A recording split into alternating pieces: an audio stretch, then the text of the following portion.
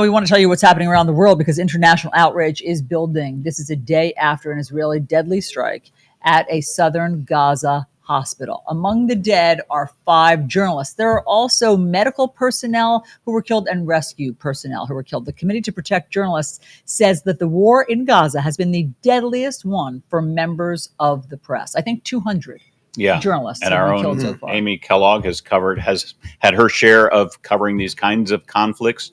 She's joining us once again from Milan, Italy, with more about some of your personal perspective on what it is like to be in these kinds of situations. It's very, very tense, obviously. Yeah, well, first of all, I'd like to get a word in about Miriam Daga, one of the journalists killed yesterday, because I spoke to someone who knew her, and he told me that she had recently given a kidney to her father to save his life. She'd evacuated a son to the United Arab Emirates so that he would be safe.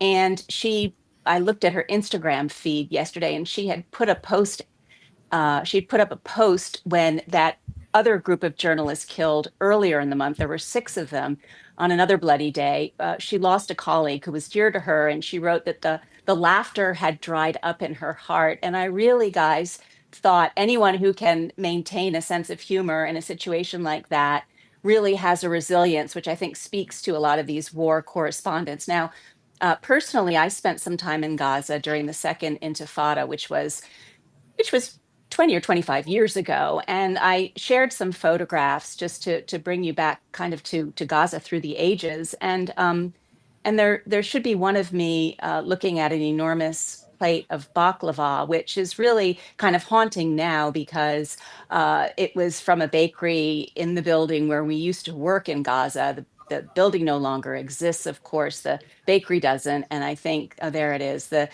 baklava probably is impossible to find in Gaza. I've also got some pictures there of a refugee camp in Gaza. That's Adam Petlin, a Fox News cameraman who tragically died a couple of years ago of cancer, but he was intrepid covering all sorts of humanitarian crises.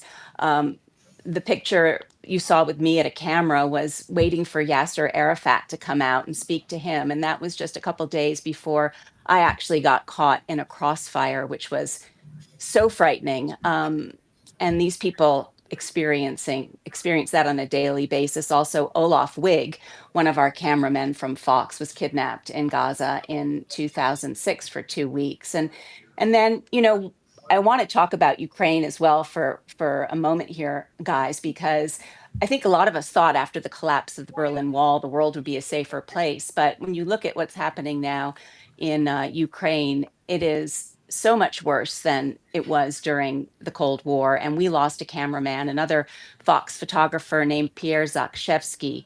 He was outside Kiev documenting the advance of Russian troops in the early days of that war. There's Pierre, and he was hit in a missile strike and killed. And he was one of the bright lights in our industry who, like many of these people, including Miriam Daga, I heard from my friend yesterday, got so involved in the stories that they were covering that they ended up helping so many people in these war zones and humanitarian crises, much like Pierre, who helped a lot of people in Afghanistan when the Taliban came back to power just before beginning of the Biden administration and just before Pierre then deployed to Ukraine. So, a lot to be thankful for those of us who have made it out of those situations. But hats off to those who continue day in and day out to shine a light on war and misery.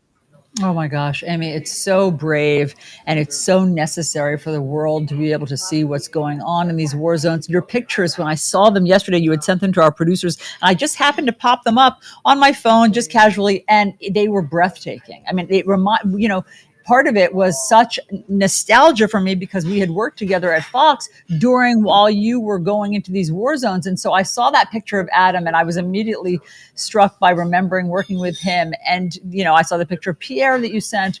And the question that I get, but I am not the intrepid war correspondent that you have been, but I do want you to answer this for viewers. Aren't you scared when you go into these war zones? How do you try to stay safe? What do you tell yourself as you report?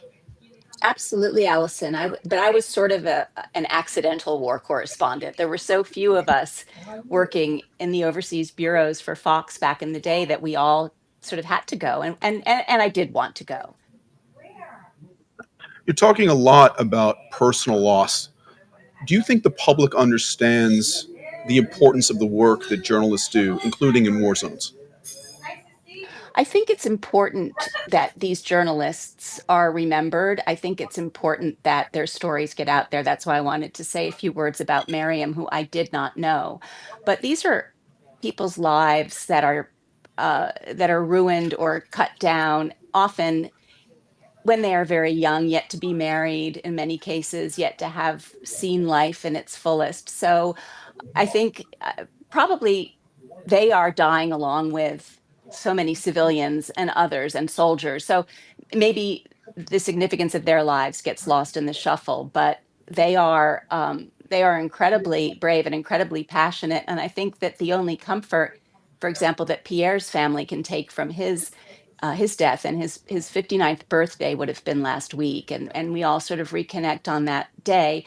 But I think it's that a lot of these people who do die in the line of duty die doing something that they really, really loved. And I think that is important for those who remain and have to move on without them, that these were people who were doing what they really loved to do. And in the case of these Palestinian journalists, for an existential story for them. Well, Amy, we really appreciate you bringing this wide perspective to us of what it is like, what it's been like for you to be in some of these war zones. And without these dedicated journalists, we would not see the impact of some of these conflicts. And for me, it goes without saying how important it is that they do have the bravery to go into these conflict zones and try to tell the world what's happening. Absolutely. But the threats to their life and the risk to their life, and that 200 have been killed, is just way too much for this. Right. Our thanks to Amy, of course. So, all right.